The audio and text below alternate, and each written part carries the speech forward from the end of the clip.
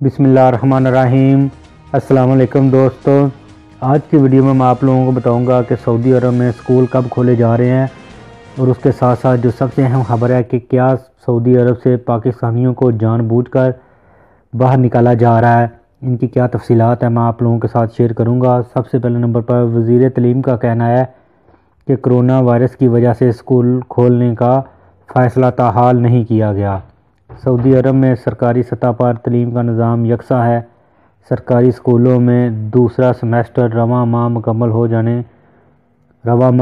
جائے گا۔ اس حوالے سے بھی وزیر تعلیم کا کہنا تھا کہ ابھی تک حتمی فیصلہ نہیں کیا کہ سکول دوسرے سیمسٹر کے بعد کھولے جائیں گے یا آن لائن تعلیم کا سلسلہ جاری رہے گا۔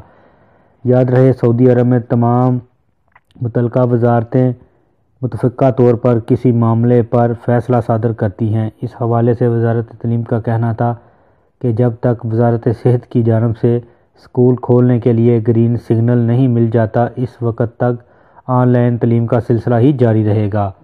واضح رہے، کرونا وائرس کے بعد 20 مارچ 2020 سے روایتی تعلیم کا سلسلہ بند ہے، جبکہ آن لائن ایجوکیشن جاری ہے۔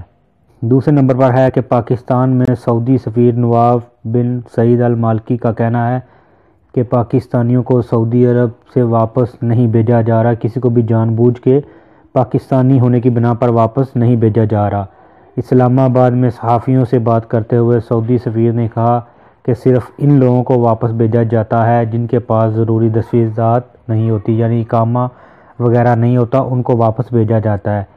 صرف پاکستانی نہیں، کسی بھی ملک سے تعلق رکھنے والے ہوں، ان کے لیے قوانین ایک ہی ہیں۔ ان کے مطابق اقامہ اور ویزا جاری رکھنے والوں کو واپس نہیں بھیجا جاتا۔ انہوں نے کہا کہ پاکستانیوں کے لیے ویزا پالیسی میں کوئی تبدیلی نہیں کی گئی، وہی قانون ہے جو سب غیر ملکیوں کے لیے ہے۔ ادھر جو بھی افواہیں ہیں کہ پاکستانیوں کو جان بوجھ کر اپنے ملک واپس بھیجا جا رہا ہے، کیونکہ کچھ خبریں گردش کر رہی ہیں کہ پاکستانی حکومت اور سعودی حکومت کے درمیان جو تعلقات ہیں وہ اتنے بہتر نہیں ہیں جو اس سے کہ ماضی میں تھے، جس کی وجہ سے لوگ کہہ رہے ہیں کہ پاکستانیوں کو جان بوجھ کر ڈپورٹ کیا جا رہا ہے تاکہ پاکستانی حکومت کو پریشرائز کیا جائے۔